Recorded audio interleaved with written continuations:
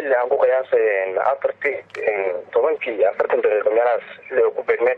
isgoyska tarabuunka dhanka yaada baagan kalaax compressor waxaa dhacday wiil bajaajla ayaa wuxuu waday gabar cudurkan HIV qabto waxaa dhacday in wiilkii oo ka soo raaday meel sida aan u fogin tarabuunka markii dhaxay soo gaaray xoogaa yar soo dhaafay waxaa dhacday in haweeneydii cudurkii laami saaran oo bajaaj si xoolo ku socdo arbada la soo baxday ku dhufatay waa gartay markii arbada ku dhufatay cunugii uu qeyliyay bareego markii uu jiray uu ku dhacay soo booday uu ogaaday in cudurkan in ay durtay isla markuu dareemay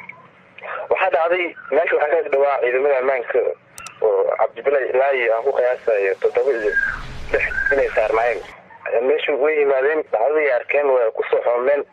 inta ciidamadii maan koor dadka tarabuunka meesha ku soo yaa unuga khayligiisa lagu soo kaloor waa gartay awaado afko furtay kadib ciidamadii ay yimaadeen oo meesha ka agdawaa haye maxaa dhacay marka kadib waxaa dhacday in ciidamadii ay meesha yimaadeen ee dadkii ay kala ceeriyeen adiga daqiiqado yar ee wadada ay xireen waxaa dhacday in haweeneydii ay gacanta ku dhigaan wiilkina ay gacanta ku dhigaan bajaajkina ay la wareegay marka sidee lagu xaqiijiyay in haweeneydan ay qabtay cudurka HIV/AIDS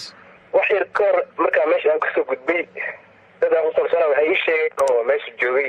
in haweeneyda ay ciidamada ay waraysi gaar ay ka qaateen waa gartay waxay u sheegtay in ay yihiin group haween macnaha ay gaarayaan adiga xoogaa group ay sheegtay inay gaarayaan oo adiga 10 meelahaas haye waxay sheegtay in Hargeysa laga soo diray